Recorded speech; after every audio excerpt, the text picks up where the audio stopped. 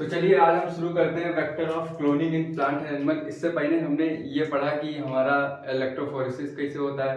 फिर उसके बाद हमने ये पढ़ा कि हमारा रिकॉम्बिनेंट डीएनए कैसे बनता है। और आज हम पढ़ेंगे, फिर क्लोनिंग साइट पढ़ा हमने, सेलेक्टेबल मार्कर पढ़ा, फिर उसके बाद हमने ओआरआई साइट भी पढ़ा। अब यहाँ पे ये नया टॉपिक है कि vector for cloning gene in plant and animal.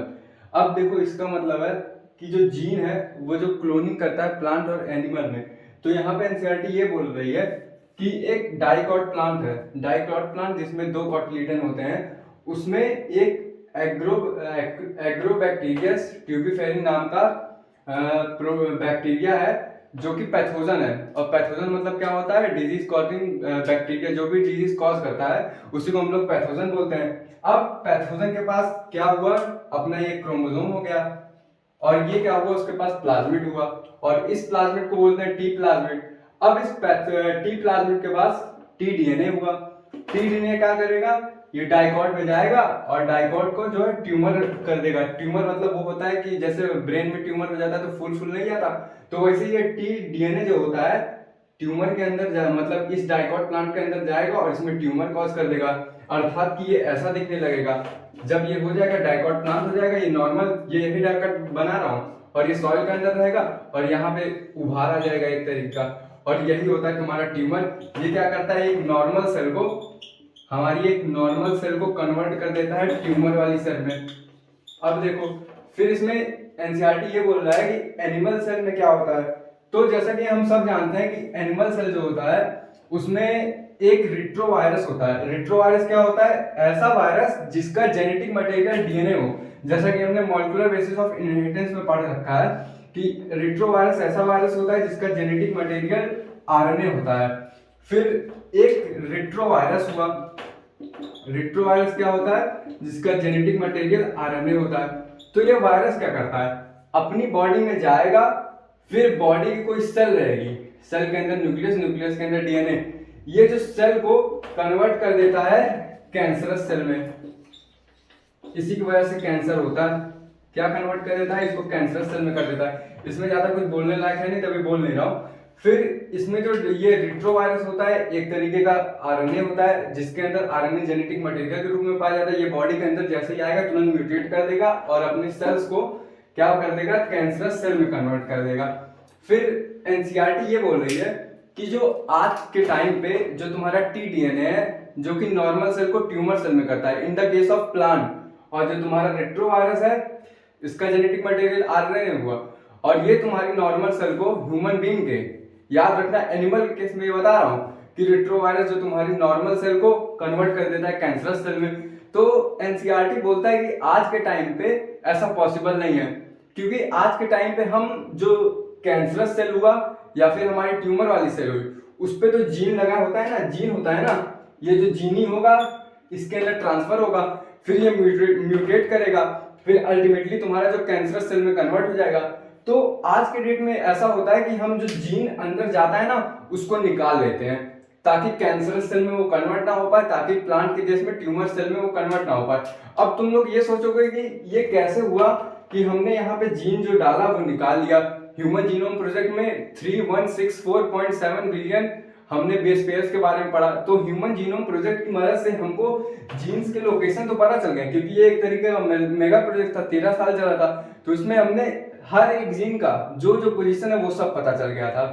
अब देखो, इसके बाद एनसीईआरटी ने बताया है कि तुम्हारा माइक्रो इंजेक्शन क्या होता है, और साथ में एनसीईआरटी ने ये बताया है कि तुम्हारा बायोलिस्ट जीन क्या होता है जो कि बम्बार्ड करते हैं प्लांट में, और जो तुम्हारा माइक्रो इंजेक्शन होता है वो एनिमल के केस में होता है। तो ये बाद में बताऊंगा। तो इससे पहले हम ये पढ़ेंगे कि रिकॉम्बिनेंट ऑफ डीएनए मतलब कैसे डीएनए ट्रांसफर होता है एक होस्ट में, और फिर उसके बाद वो एक एनिमल के अंदर जाता है, फिर उसके बाद अपनी कॉपीज बनाता है, फिर उसके बाद उसको बायो रिएक्टर में कैसे डालते हैं, फिर उसके बाद उसकी ग्राउंड प्रोसेसिंग कैसे करते हैं। अब देखो, अगर मान लो कि मैंने तुमसे बोला, ये समझ में आ गया है ना इतना? इसमें ज्यादा कुछ है नहीं यार, तभी मैंने नहीं बताया। इसमें से लगभग क्वेश्चन भी हर साल नहीं आता।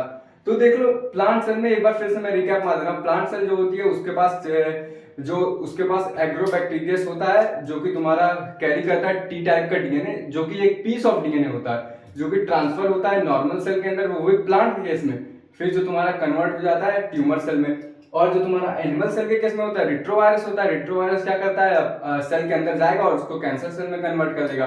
और आज के केस में ये सब पॉसिबल नहीं है, वो सब जीन को हम लोग आइडेंटिफाई कर लेते हैं और वो वाले जीन निकाल लेंगे खराब वाला। तो अर्थात जो तुम्हारा जो डीएनए जो ट्यूमरस सेल में या फिर कैंसरस सेल में कन्वर्ट हो रहा था जो सेल तुम्हारा, वो अब कन्वर्ट हो नहीं पाएगा। अब फिर उसके बाद मैंने ये बताया कि माइक्रो इंजेक्शन क्या होता है और बम्बार्डिलिस्ट जीन क्या होता है। जो बम्बार्ड करते हैं हम लोग प्लांट पे, और माइक्रो इंजेक्शन में क्या होता है, हम लोग एनिमल सेल पे बम्बार्ड करते हैं अपना जीन। तो इसमें देखो ये तुम्हारा, मैं इसमें बताऊंगा रिकॉम्बिनेंट ऑफ डीएनए में। अब मान लो कि मैं तुमसे ये बोला कि तुम मुझको इंसुलिन दे दो, ठीक है। मैंने तुमसे बोला क्या तुम मुझको इंसुलिन दे सकते हो, तुम बोलो कि बिल्कुल दे सकते हो। अबे पगला गए हो, इंसुलिन कैसे दोगे, इंसुलिन बनाने वाला जो जीन है वो देंगे। अब मैंने बोला कि भैया तुम अपना एक इंसुलिन बनाने वाला जीन दे दो। अब तुम क्या करोगे, मुझको जीन तो दे नहीं पाओगे क्योंकि जीन मॉलिक्यूलर लेवल पे होता है। तो तुम क्या करोगे, एक सेल मुझको दे दोगे। अब एक सेल दोगे तुम मुझको, एक मिनट। अब ये देखो ये तुम्हारी एक सेल हो गई, ठीक है। अब जैसा कि हम लोग सब लोग जानते हैं कि सेल जो होती है एनिमल सेल के केस में बनी रहती है कार्बोहाइड्रेट की, प्रोटीन की, लिपिड की, जो कि प्लाज्मा मेम्ब्रेन बनी रहती है। और उसके अंदर तुम्हारा रहता है न्यूक्लियस, न्यूक्लियस के अंदर रहता है तुम्हारा डीएनए जो कि हिस्टोन ऑक्टामर के चारों तरफ लिपटा रहता है और निगेटिव चार्ज होता है।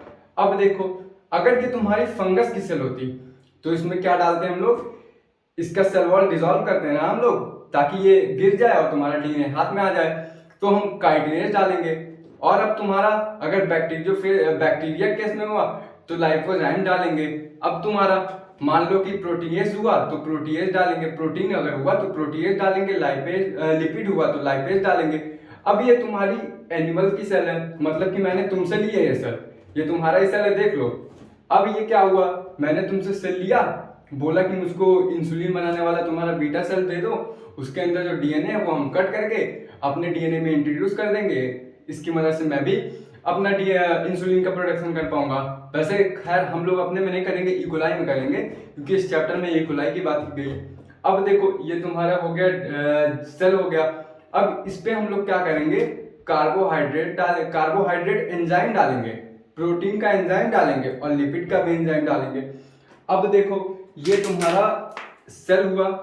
अब सेल पे हमने क्या डाला, सबसे पहले कार्बोहाइड्रेट एंजाइम डाला, ठीक है। अब कार्बोहाइड्रेट की लेयर डिसॉल्व हो गई, अर्थात कि यहां से चली गई। अब क्या क्या बचा, प्रोटीन बचा और लिपिड बचा। फिर प्रोटीन के लिए डाला, फिर उसके बाद लिपिड के लिए डाला। अब देखो ये क्या करेगा कि जो अपना सेल वॉल है ये टूट जाएगा। अब ये तुम्हारा डीएनए आ गया। अब एक चीज मुझको बताओ, ये जो डीएनए तुम्हारा है, क्या ये डीएनए में बस डीएनए ही होगा, आरएनए और प्रोटीन नहीं होगा? होगा, लेकिन जो इसका हिस्टोन होता है वो एक तरीके का हिस्टोन जो होता है एक तरीके का प्रोटीन होगा, वो भी तुम्हारा प्रोटीएज के साथ डिसॉल्व हो गया होगा। लेकिन ये जो डीएनए के टुकड़े रहेंगे ना, ये डीएनए के टुकड़ों में तुम्हारा प्रोटीन भी, अरे डीएनए भी रहेगा, साथ में आरएनए भी रहेगा या फिर कुछ कुछ प्रोटीन भी रहेगा। अब इसको हम लोग क्या करेंगे कि एक टेस्ट ट्यूब में ले लेंगे, ठीक है। इसको हम लोग, ये हुआ हमारा टेस्ट ट्यूब, काम चलाओ टेस्ट ट्यूब है जो कि गिलास है। अब ये हमने डाल दिया, ठीक है। अब ये हमारा टेस्ट ट्यूब हो गया। फिर उसके बाद हम क्या करेंगे, इसमें डालेंगे हम चिल्ड एथेनॉल जो कि एनसीईआरटी में दिया है। अब चिल्ड एथेनॉल ही कहाँ डालेंगे, चिल्ड एथेनॉल का देखो ऐसा फंक्शन है कि वो क्या करता है, डीएनए को सरफेस के नीचे लेके आ जाता है और जो तुम्हारा बचा हुआ आरएनए रहता है या फिर प्रोटीन रहता है उसको सरफेस के ऊपर ही आता है। अब मैं एक लिक्विड सब्सटेंस इसे कर दे रहा हूँ, ये देखो हुआ, ये तुम्हारा डीएनए हुआ। अब देखो इसमें चिल्ड एथेनॉल डालेंगे, तो चिल्ड एथेनॉल हमारा ऐसा दिखता है, एकदम दारू के तरीके है ना, लेकिन ये दारू नहीं है, बीटाडीन है। अब इसको हम लोग लेंगे, ये चिल्ड एथेनॉल डाल देंगे, देख रहे हो, चिल्ड एथेनॉल हमने डाल दिया तो हमारा जो डीएनए है देख रहे हो प्रेसिपिटेट के फॉर्म में नीचे आ गया, ठीक है। फिर इस डीएनए को हम निकालेंगे कैसे, का हथवा से निकालने लगेंगे, हथवा से निकालेंगे तो डीएनए टूट जाएगा। फिर इसको हम स्पूलिंग करेंगे, चम्मच, ये स्पूल की तरीके होता है लेकिन ये चारों तरफ रहता है। तो हम क्या करेंगे, ये स्पूलिंग करके निकाल लेंगे अपना डीएनए, क्योंकि जो तुम्हारा आरएनए है वो ऊपर आ जाएगा तो डीएनए हमारा सेपरेट हो जाएगा। अब हम क्या करेंगे, स्पूलिंग करके अपना डीएनए निकाल लेंगे जो हमारे काम का है। फिर उसको क्या करेंगे, हम एक दूसरे टेस्ट ट्यूब में डाल देंगे, ठीक है। अरे भैया कहीं हमारा बीटा सेल वाला डीएनए तो ना रहा। चलो ठीक है, ये हमने ये किया। अब क्या करेंगे, हम इसको कट करेंगे, और कट करने के लिए कौन सा एंजाइम डालेंगे, रिस्ट्रिक्शन एंजाइम। तो ये दिख रहा है रिस्ट्रिक्शन एंजाइम है, बहुत दूर से मंगवाए हैं। अब क्या करेंगे, ये रिस्ट्रिक्शन एंजाइम हुआ, हम लोग डाल देंगे। तो इससे क्या करेगा, रिस्ट्रिक्शन एंजाइम कहाँ कट करता है, ऐसे कहीं नहीं कट कर देगा, पैलिंड्रोमिक सीक्वेंस पे कट करेगा। और ये रिस्ट्रिक्शन एंजाइम हमेशा पैलिंड्रोमिक सीक्वेंस पे कट करता है, याद रखना। गैटाक जैसे हुआ, गैटाक में जीए के बीच में कट करेगा और अपोजिट स्टैंड में भी जीए के बीच में कट करेगा, तो डीएनए आके मिल जाएगा। अब इसमें हमने जो डाला, फिर उसके बाद हमारा रिस्ट्रिक्शन एंजाइम क्या करेगा, डीएनए को कट कर देगा। मॉलिक्यूलर सीजर होता है ना रिस्ट्रिक्शन एंजाइम, तो डीएनए को ऐसे ऐसे कट कर देगा, ऐसे ऐसे कट कर देगा, और डीएनए छोटे छोटे टुकड़ों में हो जाएगा। फिर इसको क्या करेंगे, हम छोटे छोटे टुकड़ों में हो गया डीएनए। फिर हम क्या करेंगे कि हमारा जो डीएनए है, एक मिनट रुकना, ये जो हमारा डीएनए है वो हम क्या करेंगे, इस मशीन में डालेंगे। ये हुआ निगेटिव टर्मिनल, ये हुआ पॉजिटिव टर्मिनल, ये हुआ तुम्हारा कुआं, क्या हुआ कुआं, और यहाँ पे तुम्हारा डीएनए का बैंड आगे आगे आ जाएगा, और जो सबसे छोटा रहेगा वो सबसे आगे जाएगा। ये तो हमने पढ़ा था जेल इलेक्ट्रोफोरेसिस में। अब तुमको एक फैक्ट बात बता रहा हूँ, जो हमारी बीटा सेल होती है ना, उसमें 14 के बेस पेयर्स होते हैं, याद रखना। जो बीटा सेल्स होती है उसमें 14 के बेस पेयर होते हैं, तो इसका मतलब 45,000, ठीक है। और न्यूक्लियोटाइड कितने होंगे, उसके डबल हो जाएंगे, क्योंकि एक न्यूक्लियोटाइड में 2 बेस पेयर होते हैं, याद रखना। अब देखो ये क्या करेंगे, हम डीएनए स्पूल की मदद से ऐसे डाल देंगे इसमें, ठीक है भैया। यहाँ पे डाल दिए, यहाँ पे डाल दिए, और यहाँ पे डाल दिए। अब ये क्या करेगा, ये डीएनए नेगेटिव चार्ज रहता है, जैसा कि मैंने पहले ही बताया था, डीएनए जो हमारा होगा ये नेगेटिव चार्ज रहता है। अब ये क्या करेगा, यहाँ से इसे धीरे धीरे जाएगा, जितना पार्टिकल छोटा रहेगा उतना पार्टिकल आगे तक जाएगा, ताकि negative positive attract each other और negative negative repel each other. ये तुम्हारा बैटरी से कनेक्ट रहेगा, याद रखना। फिर क्या होगा, ये जो जितना छोटा रहेगा वो आगे आता जाएगा, आगे आता जाएगा, यहाँ तक आ जाएगा। ये देखो सबसे छोटा, ये उससे बड़ा, और ये तुम्हारा उससे बड़ा, ठीक है। अब देखो यहाँ तक तो आ गया, फिर हमने सेपरेट कर लिया, और मान लो कि हमारा 45 के बेस पेयर पे ये आया।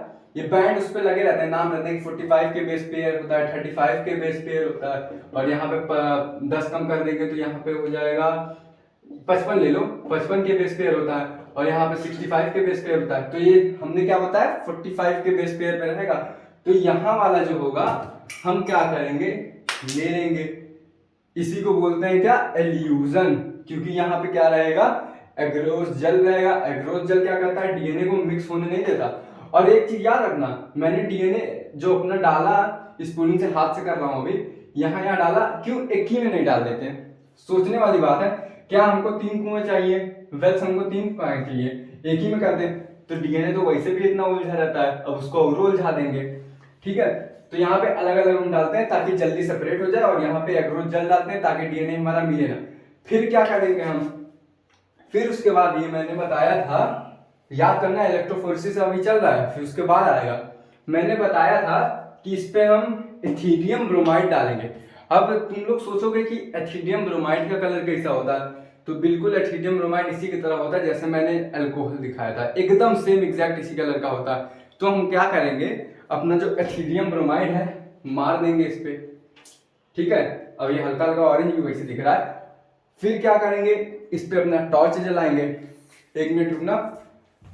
फिर उसके बाद हम अपना क्या करेंगे, टॉर्च जला देंगे, और वो भी कौन सा टॉर्च रहेगा, यूवी रेज वाला। लेकिन अभी यूवी रेज तो है नहीं, फ्लैशलाइट से काम चला रहे हैं, देख रहे हो यहाँ पे ऑरेंज ऑरेंज दिख रहा है। फिर हम क्या करेंगे, अपना डीएनए फिर एल्यूजन करेंगे। बिना कलर के एल्यूजन नहीं होगा, क्योंकि डीएनए दिखेगा नहीं, याद रखना। तुम लोग को मैं फंसाने के लिए बोला था एल्यूजन कर लेंगे, लेकिन एल्यूजन बिना एथिडियम ब्रोमाइड डाले और यूवी रेज डाले एल्यूजन होने वाला नहीं है, ये याद रखना तुम लोग, ठीक है। फिर उसके बाद अब देखो, ये तो तुम्हारा पुराना ही टॉपिक हो गया, ठीक है, ये तो मैंने पहले ही बता दिया था। अब इसमें नया क्या जानना है हमको, ये सब बताना इसलिए जरूरी था क्योंकि अभी आगे ये सब काम देगा। अब देखो हमारा डिजायर्ड जो जीन होता है वो हमने यहाँ से एल्यूज कर लिया, अर्थात हमने यहाँ से डिजायर्ड जीन अपना ले लिया, ठीक है, लिया कि नहीं यहाँ पे एल्यूजन करके। अब इसको क्या करेंगे, जो हमारा डिजायर्ड डीएनए है, अर्थात कि ये जो हमारा डिजायर्ड जीन है, ठीक है, जो कि 45 के बेस पेयर में पाया गया था, तो कहीं ऐसा ना हो कि ये जो हमारा डिजायर्ड डीएनए, जो चाहत भरा डीएनए है, ये खो जाए। खो भी सकता है ना, एक ही होगा ये, यहाँ पूरे पे एक ही होगा ना, क्योंकि यहाँ पे 46 क्रोमोसोम डीएनए पाए जाते हैं, क्रोमोसोम पाए जाएंगे, क्रोमोसोम के अंदर 46 डीएनए भी पाए जाएंगे, ये भी याद रखना। तो इसकी हम लोग सोचते हैं कहीं कॉपी में बना लें। अभी भाई खो गया, इतनी मुश्किल से मिला है, इतना लंबा प्रोसेस किया है, अभी ये खो गया, तो फिर इसको हम लोग क्या करेंगे कि हम लोग लेंगे पीसीआर। पीसीआर क्या होता है, पॉलीमरेज चेन रिएक्शन, जिसमें हम लोग क्या करते हैं, एम्प्लीफिकेशन करते हैं। ये हमारा गया डीएनए, कौन सा डीएनए, चाहत भरा। अब ये भैया बक्सा हुआ बंद, और इसमें चली रिएक्शन, ये कॉपी बन रही है इससे खटाखट। अब मेरे साथ बोलो, डीनेचुरेशन पहला स्टेप होगा। पहला स्टेप क्या होगा, डीनेचुरेशन। लिखाएगा नहीं वैसे, छोड़ो, सुन लो। पहला स्टेप क्या होगा, डीनेचुरेशन। डीनेचुरेशन में क्या होगा, मैं अगले दिन जब क्लासेस लूंगा तो मैं अच्छे से मतलब लिख लिख के बता दूंगा, अभी बस समझो डीनेचुरेशन क्या होता है। आज का थोड़ा क्लास लंबा कर रहा हूँ, मतलब फास्ट कर रहा हूँ, लेकिन अगले दिन मैं फिर से समझाऊंगा ये डीनेचुरेशन। डीनेचुरेशन में क्या करेंगे, जो हमारा डिजायर्ड जीन गया ना, मतलब चाहत भरा डीएनए जो इसके अंदर गया, उसका क्या करेंगे, डीनेचुरेशन करेंगे। अब तुम सोच रहे होगे डीनेचुरेशन करने की क्या जरूरत है, तो डीनेचुरेशन इसलिए करेंगे क्योंकि जो डीएनए है आपस में से जुड़ा रहेगा। अब उसको जब तक तोड़ेंगे नहीं तब तक कॉपी नहीं बनेगा। इस यहाँ पे हेलिकेज आएगा नहीं जो डीएनए को रेप्लिकेट करेगा। रेप्लिकेशन होता है जब हेलिकेज आता है, हेलिकेज आके खोलता है, डीएनए पॉलीमरेज आके तुम्हारा न्यूक्लियोटाइड खटाखट जोड़ता है, लेकिन यहाँ के केस में क्या होगा, तुम्हारा हेलिकेज होगा नहीं, ठीक है। तो अब क्या करेंगे हम लोग, हेलिकेज जो होगा यहाँ पे खोलेगा नहीं, तो हम इसको गर्म करेंगे। गर्म करेंगे, इतना गर्म करेंगे, इतना गर्म करेंगे, लगभग 90 प्लस डिग्री सेल्सियस पे इसको हम गर्म करेंगे। ये जो तुम्हारा पॉलीमरेज चेन रिएक्शन, इसको गर्मी देते रहेंगे, गर्मी देते रहेंगे, तो अर्थात तुम्हारा डीएनए सेपरेट हो जाएगा। फिर वहां पे पॉलीमरेज प्राइमेज आ जाएगा। प्राइमेज याद रखना, प्राइमेज क्या होता है, एक छोटा सा आरएनए का टुकड़ा होता है, याद सुन लेना ध्यान से, एक छोटा सा आरएनए का टुकड़ा होता है जिसके पास करीब 3 से 10 न्यूक्लियोटाइड होते हैं। याद रखना 3 से 10, 18 मैक्सिमम हो सकते हैं, लेकिन 3 से 10 तुम याद रखो। 18 मैक्सिमम, मतलब छोटा सा ही टुकड़ा रहेगा, और एक ऑलिगो न्यूक्लियोटाइड होगा। ऑलिगो मतलब क्या होता है, फ्यू, जैसे कि ऑलिगो कार्बोहाइड्रेट का टाइप नहीं पढ़े थे हम लोग, उसमें 7 से 10 बता रहा था ऐसे कुछ, तो वही तुम याद रखना, मैक्सिमम 18 तक हो सकता है। तो क्या करेगा, पहला स्टेप डीनेचुरेशन, हाइड्रोजन बॉन्डिंग को तोड़ देगा एकदम गर्म करके। फिर उसके बाद दूसरा स्टेप क्या होगा, हम दूसरे स्टेप में क्या करेंगे, अपना प्राइमेज लाएंगे। प्राइमेज की पोलैरिटी इसमें क्या होगी, 5 to 3 होगी, क्योंकि हमेशा 3 OH ग्रुप 3 पोजीशन पे लगा रहता है, अर्थात कि वहीं से अगला न्यूक्लियोटाइड आएगा, खटाखट खटाखट जोड़ेगा। अब देखो जो तुम्हारा थर्ड स्टेप क्या होगा, थर्ड स्टेप होगा टैग पॉलीमरेज। अब तुम लोग ये सोच रहे होगे कि पॉलीमरेज का नहीं है, टैग पॉलीमरेज का आया। तो देखो यार, इसके पीछे सिंपल सा लॉजिक है, तुम्हारा डीएनए इतना ज्यादा हीट कर देते हैं कि क्योंकि वो पॉलीमरेज के बस की बात नहीं रहती कि उसमें न्यूक्लियोटाइड जोड़ सके। याद रखना, पॉलीमरेज की बस की बात नहीं होती। अब तुम लोग सोचोगे कि कहाँ है पॉलीमरेज की बस की बात नहीं रहती। देखो बायोलॉजी में हर एक चीज के पीछे कॉन्सेप्ट है, ऐसे कोई नहीं हमें बता देगा। अब देखो तुम लोग सोच रहे होगे कि कहाँ है ऐसा हुआ कि टैग पॉलीमरेज आया, नॉर्मल पॉलीमरेज नहीं आया। अब देखो पॉलीमरेज क्या है, एक तरीके का एंजाइम है। एंजाइम को वर्क करने के लिए एक सुटेबल टेम्परेचर चाहिए, वरना अगर टेम्परेचर उससे ज्यादा हुआ तो वो डिस्ट्रॉय हो जाएगा, टेम्परेचर उससे कम हुआ तो फंक्शन नहीं करेगा। एक सुटेबल टेम्परेचर चाहिए, तो टैग पॉलीमरेज होता है वो तुम्हारा हायर से हायर टेम्परेचर पे वर्क करता है और न्यूक्लियोटाइड जोड़ना शुरू कर देता है। इतना समझ में आ गया। फिर तुम्हारा क्या होगा कि खटाखट डीनेचुरेशन और डीनेचुरेशन में प्राइमेज आया, प्राइमेज के बाद तुम्हारा क्या करेंगे, टैग पॉलीमरेज आया जो कॉपी खटाखट बना दिया। अब देखो यहाँ पे ढेर सारे तुम्हारे बन गए क्या, चाहत भरा डीएनए। ये तुम्हारे चाहत भरे डीएनए हो गए ढेर सारे। मैंने एक ही ठो निकाला और सब बगले रख दे रहा हूँ, एक ठो निकाला। फिर इसका क्या करेंगे, ठीक है, ये हमने एक डीएनए निकाल लिया, हमारा डिजायर्ड है, और उसको क्या करेंगे हम, अब निकाला है तो हमें वेक्टर की भी कॉपी चाहिए ना, ये वेक्टर में ही इंसर्ट करेंगे। फिर उसके बाद वेक्टर में इंसर्ट करने के बाद हमें ई कोलाई के अंदर डालेंगे। याद रखना वेक्टर जो होता है हम वेक्टर के अंदर ये इंसर्ट करेंगे चाहत भरा डीएनए, फिर उसके बाद वेक्टर किसकी तरह काम करेगा, वेक्टर जो तुम्हारा है डिजायर्ड जीन को कैरी करेगा। मैंने पिछले लेक्चर में चीख चीख के बताया था क्लोनिंग वेक्टर तुम्हारा क्या करेगा, क्लोनिंग वेक्टर तुम्हारा डिजायर्ड जीन को कैरी करेगा। किसमें कैरी करेगा, प्लाज्मिड हो सकता है, बैक्टीरियोफेज हो सकता है, कुछ भी हो सकता है। तब देखो ये तुम्हारा आ गया, अरे यार एक मिनट रुको यार, ये तुम्हारा क्या हुआ, ये तुम्हारा हो गया ई कोलाई, और ये तुम्हारा हो गया चाहत भरा डीएनए, साथ में वेक्टर, और ये ई कोलाई का डीएनए। अब देखो ये इसको हम क्या बोल सकते हैं, सोचो जरा, मैंने पिछले लेक्चर में बताया था, इसको हम ट्रांसफॉर्मेंट बोल सकते हैं कि नहीं।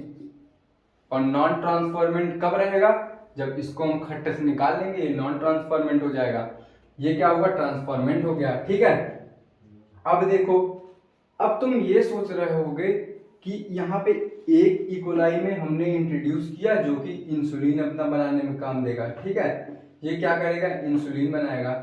तो एक बात बताओ, बायोटेक्नोलॉजी हम लोग किस लिए यूज करते हैं, सोचो, बायोटेक्नोलॉजी हम लोग किस लिए यूज करते हैं, बायोटेक्नोलॉजी हम लोग इसलिए यूज करते हैं ताकि हम उसका मानव कल्याण में उपयोग कर सके, और मानव कल्याण में उपयोग तब हो पाएगा जब हम उसका प्रोडक्शन हाई करेंगे।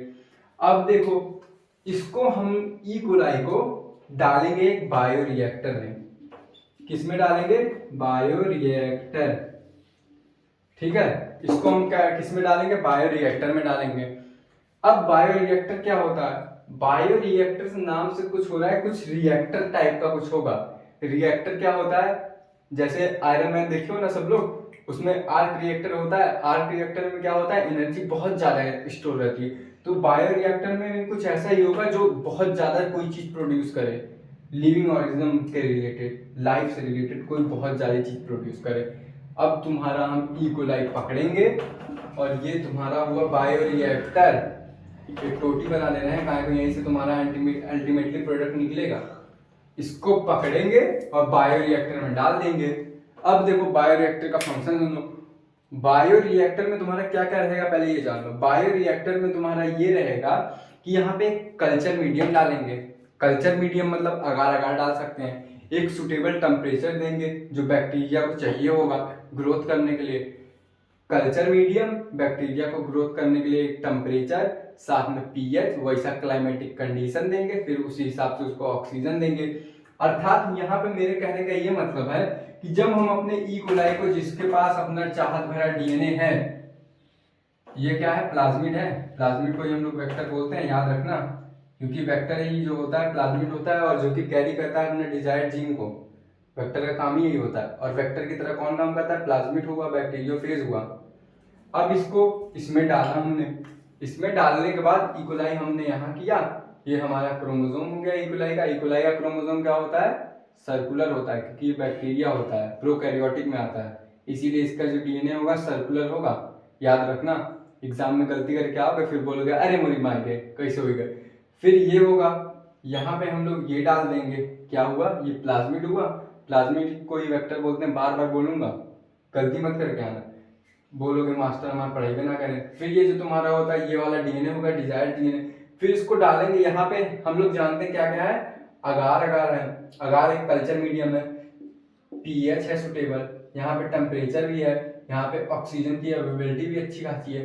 तो अर्थात यहाँ पे ई कोलाई अपना हम ये कह सकते हैं कि प्रॉपर ग्रोथ कर पाएगा, वो भी लार्ज प्रोडक्शन पे, क्योंकि ये टैंक होता है ना यार, छोटा सा नहीं होता, ये टैंक छोटा सा नहीं होता, 1500 से 2000 लीटर का टैंक होता है। अब सोच लो कितना बड़ा टैंक होगा, 2000 लीटर का ये बायो रिएक्टर का टैंक होता है। अभी मैंने जैसे टोनी स्टार्क का एग्जांपल दिया था आर्क रिएक्टर, आर्क रिएक्टर में बहुत ज्यादा ताकत रहती है, जो आयरन मैन देखे होंगे उनको पता होगा। तो इसमें बहुत ज्यादा बड़ा होता है, जिसमें ई कोलाई इतना ज्यादा होता है, इतना ज्यादा होता है कि अल्टीमेटली हम इसको कॉमर्शियल पर्पस के लिए यूज कर पाते हैं। कॉमर्शियल मतलब होता है कि बेचने के लिए हम लोग यूज कर पाते हैं। अब यहाँ पे इतना ज्यादा ई कोलाई हुआ, तो क्या हम ये कह सकते हैं कि इंसुलिन भी हमारे पास ज्यादा हुआ। इंसुलिन ज्यादा हुआ तो हम यहाँ से भैया अपना निकाल लेंगे, फिर इसको मार्केट में सेल कर देंगे। इतना समझ में आ गया कि नहीं? इसको फिर से बता रहा हूँ, हमने एक ई कोलाई लिया, फिर उसके बाद सारा प्रोसेस करने के बाद ई कोलाई लिया, डिजायर्ड जीन में अपना वेक्टर में हमने अपना डिजायर जीन डाला, फिर इकोलाई के अंदर इंसर्ट किया, इकोलाई को हमने एक कल्चर मीडियम दिया जो कि बायोरिएक्टर के अंदर था, वहां पे हमने प्रॉपर अगार अगार डाला, पीएच प्रॉपर मेंटेन किया जो इकोलाई को ग्रोथ के लिए चाहिए, फिर साथ में टेम्परेचर दिया, फिर साथ में ऑक्सीजन दिया। अब यहाँ पे अल्टीमेटली इकोलाई ग्रोथ कर गई और यहाँ पे सब हो गया। फिर हमने इसके कॉमर्शियल पर्पज पे यूज कर लिया। अब एक बात बताओ, एनसीईआरटी में क्या दिया, प्रोटीन, तो क्या हम प्रोटीन वाली सेल को लेके ये सब कर सकते हैं प्रोसेस जितना मैंने किया, आइसोलेशन ऑफ डीएनए किया, एम्प्लीफिकेशन ऑफ डीएनए किया, फिर उसके बाद इंसर्शन ऑफ डीएनए किया, इंसर्ट किया डीएनए को, फिर उसके बाद मैंने बायोरिएक्टर में डाला, अभी लास्ट प्रोसेस बचा है डाउनस्ट्रीम प्रोसेस, ठीक है। तो इतना सब हो गया। अब देखो यहाँ पे इतना समझ में आया तुम सबको। फिर उसके बाद एक प्रोसेस होता है डाउनस्ट्रीम प्रोसेस। अब ये डाउनस्ट्रीम प्रोसेस क्या होता है, सब लोग सोच रहे होंगे कि डाउनस्ट्रीम प्रोसेस क्या होता है, क्योंकि ये एनसीईआरटी के एकदम लास्ट पेज पे दिया है, जब हमारा चैप्टर जब खत्म होता है वहीं पे डाउनस्ट्रीम प्रोसेस दिया होगा। डाउनस्ट्रीम प्रोसेस कुछ नहीं है, डाउनस्ट्रीम प्रोसेस क्या है, कुछ नहीं है, डाउन स्ट्रीम प्रोसेस। देखो यार एक बात बताओ, क्या तुम कोई भी चीज कॉमर्शियली मतलब बेचने के लिए बनाओगे तो क्या वहां पे क्वालिटी चेकअप तो नहीं करोगे।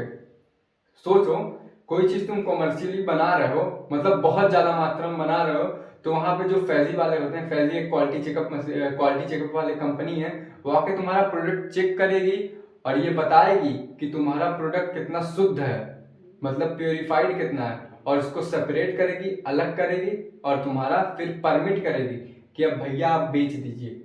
तो ये बायो डाउनस्ट्रीम प्रोसेस ये ऐसा प्रोसेस होता है जिसमें हमारा जो प्रोडक्ट होता है कॉमर्शियली, जैसे कि इंसुलिन हमारा कॉमर्शियली के लिए हमने बनाया था, इंसुलिन जो है हमने कॉमर्शियली बेचने के लिए बनाया था, तो इसका हम क्या करेंगे, सेपरेशन करेंगे, जो क्वालिटी वाला रहेगा, मतलब जो क्वालिटी वाला इंसुलिन रहेगा उसको हम सेपरेट करेंगे, फिर प्यूरिफाई करेंगे, क्या करेंगे, प्यूरिफिकेशन करेंगे, फिर प्यूरिफिकेशन के बाद हम लोग क्या कर देंगे, इसको सेल करने के लिए भेज देंगे। इतना समझ में आ गया कि मतलब हम पहले सेपरेशन करेंगे अच्छा वाला इंसुलिन, फिर उसको प्यूरिफाई करेंगे, मतलब प्यूरिफाई और सेपरेशन साथ में करेंगे हम लोग, ठीक है। फिर उसके बाद सेल करने के लिए भेज देंगे। अगर तुम्हारा प्रोडक्ट खराब हुआ तो क्या करना, फिर से तुमको बनाना पड़ेगा, इंसुलिन का प्रोडक्शन फिर से करना पड़ेगा, या फिर प्रोटीन ले लो। एनसीईआरटी ने प्रोटीन को बताया कि प्रोटीन का हम लोग भारी मात्रा में कॉमर्शियली यूज के लिए करते हैं, फिर उसके बाद सेपरेशन करेंगे, फिर प्योरिफिकेशन करेंगे, फिर हम लोग उसको कॉमर्शियली बेच देंगे। अभी इतना समझ में आ गया, एक बार इसको अपने माइंड में रिकैप करो, तब तक मैं इसके आगे देखता हूँ क्या पढ़ाना है, कुछ बचा तो नहीं है। हाँ, तो अभी कंपोनेंट होस्ट बचा है, एक टॉपिक बचा था जो कि तुम्हारा माइक्रो इंजेक्शन के ऊपर आता था, माइक्रो इंजेक्शन और जो बायोलिस्ट गन था उसके ऊपर आता था, तो वो अभी मैं बाद में बता दूंगा। इतना समझ में आया कि डाउनस्ट्रीम प्रोसेस क्या होता है, एक ऐसा परीक्षण होता है, एक ऐसा टेस्ट होता है जो कि हमारे डीएनए को सेपरेट करने में, जो कि बढ़िया वाला इंसुलिन का प्रोडक्शन करता है, उसको प्योरीफाई करेंगे, फिर उसको क्या करेंगे, सेल करेंगे या फिर कॉमर्शियलाइज करेंगे, कॉमर्शियल पर्पस के लिए यूज करेंगे। कॉमर्शियल पर्पस के यूज करेंगे, घरेलू काम के लिए नहीं, घरेलू काम तो बाद में होगा जब मार्केट में चला जाएगा।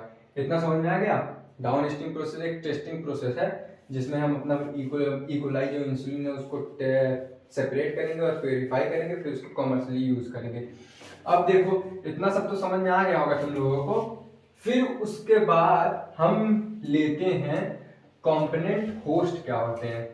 ये बहुत ही छोटा टॉपिक है और बहुत ही अच्छा टॉपिक है, और यहाँ से क्वेश्चन आने की प्रोबेबिलिटी रहती है।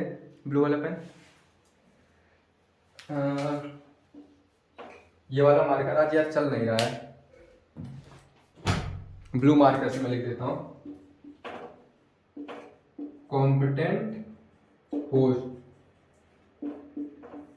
अब देखो नाम से समझने की कोशिश किया करो, क्योंकि बायोलॉजी में नाम ही बहुत कुछ बोलता है। होस्ट, होस्ट मतलब जिसके अंदर हम लोग अपना डिजायर्ड जीन डालेंगे, जैसे कि वेनम जिसने देखा होगा उसमें वो वेनम जो होता है होस्ट ढूंढता है, अर्थात कि जो वेनम रहता है उसको हम लोग डिजायर्ड जीन बोल सकते हैं, और वो डिजायर्ड जीन किसके अंदर जाना चाहेगा, डिजायर्ड जीन के साथ साथ प्लाज्मिड भी रहेगा, तो उसको हम लोग वेनम समझ लेते हैं, और होस्ट समझ लेते हैं जो एक्टर होता है वहां में, उसके अंदर वेनम जाता है तो वो होस्ट हो गया।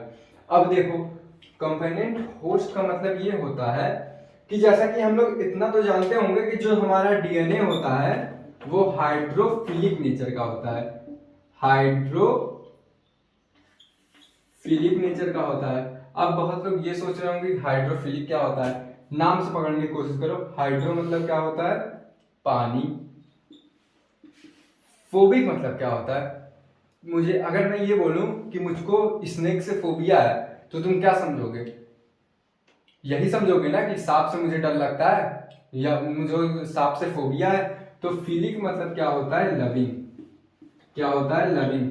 फोबिया का अपोजिट क्या होता है, लविंग। फिलिक होता है तो उसका मतलब होता है लविंग।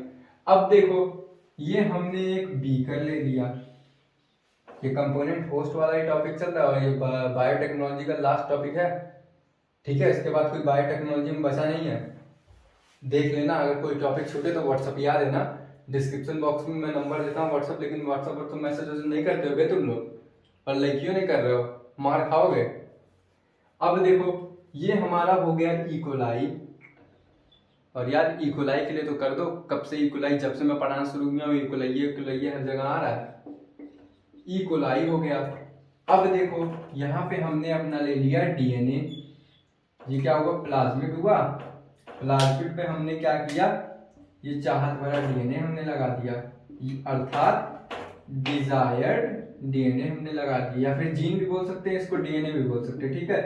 प्लाज्मिड पे हम लोग लगाते हैं, याद रखना प्लाज्मिड क्या होता है, वेक्टर की तरह काम करता है, जो कि हमारे डिजायर्ड जीन को कैरी करेगा और रेप्लिकेट करने में मदद करेगा। याद रखना, ये हर बार मैं बोल रहा हूँ, तो जरूर ये क्वेश्चन आ सकता है बोर्ड में। अब देखो देखो यार, ऐसा है कि ये जो तुम्हारा प्लाज्मिड है ना, ये जो कि डीएनए है, अब डीएनए सिंपली बोलते हैं, ये ई कोलाई के अंदर इतनी आसानी से जाता नहीं है। अब तुम बोलोगे काहे नहीं जाता, इसके पीछे भी लॉजिक है, क्योंकि ये हाइड्रोफिलिक होता है और यहाँ पे इसके सेल मेम्ब्रेन पाई जाती है, जो कि इसको परमिट नहीं करती है इतनी आसानी से, बोलती है हम नहीं जाने देंगे, नहीं जाने देंगे। अब देखो हम लोग बायोटेक्नोलॉजी पढ़ रहे हैं, तो बायोटेक्नोलॉजी से जो पंगा लेगा वो क्या हो जाएगा, नंगा हो जाएगा, ठीक है, नंगा हो जाएगा वो। अब हम साइंटिस्ट ने हमारे क्या किया, Ca++ लिया। अब ये Ca++ क्या होता है, ये डाइवैलेंट आयन होता है, जिसको हम लोग बाइवैलेंट भी बोलते हैं। अब देखो Ca++ हमने किस फॉर्म में लिया, CaCl2 के फॉर्म में लिया हमने। हम डायरेक्ट Ca++ नहीं ले सकते क्योंकि ये डाइवैलेंट आयन है, तो हमें इसके साथ कुछ ना कुछ तो मिलाना पड़ेगा, तो CaCl2+ ले लिया। फिर क्या होगा, ये तुम्हारा जो डीएनए हुआ, ये तुम्हारा इकोलाई हुआ, फिर यहाँ पे क्या करेगा, ये तुम्हारा डिजायर्ड जीन हुआ, तो ये जो Ca++ है यहाँ पे आके बाइंड हो जाएगा, बाइंड हो जाएगा। फिर उसके बाद क्या करेगा, नेक्स्ट स्टेप में हम इसको गरम तावे पे रखेंगे। मान लो कि तुम चोरी किए और तुम बता नहीं रहे हो कि मैंने चोरी किया, तो पुलिस वाले क्या करेंगे, तुमको पहले तावे पे रखेंगे, फिर ठंडे बर्फ पे रखेंगे, तो अल्टीमेटली तुम बता दोगे कि भैया हम ही ने चोरी किया। अब इतना ज्यादा गर्म तावे पे रखेंगे, 100 डिग्री सेल्सियस पे तुमको रख दी, फिर -1 डिग्री सेल्सियस पे रखेंगे, तो तुम बोलोगे 100 डिग्री बहुत होता है, वैसे 42 डिग्री लेके चलो। तो यहाँ पे क्या होता है, 42 डिग्री सेल्सियस हम लोग लेते हैं, और इसको इसको मतलब सॉफ्ट ट्रीटमेंट बोलते हैं। तो सॉफ्ट ट्रीटमेंट में हम लोग क्या करते हैं, आइस लेते हैं। आइस तुम्हारा 1 डिग्री हो सकता है, -1 हो सकता है, 0 डिग्री हो सकता है, कुछ भी हो सकता है, और जो तुम्हारा हीट है वो 42 डिग्री सेल्सियस रहेगा। अल्टीमेटली जब हम इतनी बार उसको गर्म पे रखेंगे, ठंडे पे रखेंगे, गर्म पे रखेंगे, ठंडे पे रखेंगे, तो तुम्हारा इकोलाई भैया हो जाएंगे परेशान। क्या हो जाएंगे, इकोलाई भैया हो जाएंगे परेशान और बोलेंगे कि आप हमारे अंदर डीएनए भेज दीजिए। अब क्या करेगा, ये जो डीएनए है ये इसके इकोलाई के अंदर आ जाएगा, फिर इकोलाई झमाझम अपनी कॉपी बनाना शुरू कर देगी। इसी को बोलते हैं कॉम्पिटेंट होस्ट, ऐसा होस्ट जिसको हम कैपेबल बनाए, उसको हम लोग इतना कैपेबल बना दें कि जो हमारा डिजायर्ड जीन है वो होस्ट के अंदर चला जाए, उसी को हम लोग बोल देंगे कंपोनेंट होस्ट। अब याद रखना कि जो तुम्हारा डीएनए होता है हाइड्रोफिलिक होता है, हाइड्रोफिलिक मतलब होता है कि पानी को चाहने वाला। इसमें हम लोग डाइवैलेंट आयन डालेंगे, जो डाइवैलेंट आयन क्या करेगा, हमारे डिजायर्ड यहाँ पे जाके कंबाइन हो जाएगा, जो कि हमारा, फिर उसके बाद कंबाइन होने के बाद हम शॉक ट्रीटमेंट देंगे, जिसमें हम लोग एक बार आइस पे रखेंगे, एक बार बर्फ पे रखेंगे। अल्टीमेटली हमारा जो डिजायर्ड जीन है और साथ में प्लाज्मिड है वो हमारा इकोलाई के अंदर इंसर्ट हो जाएगा। That's all. आज की बातें यहीं तक, कल की बातें करेंगे। जय हिंद।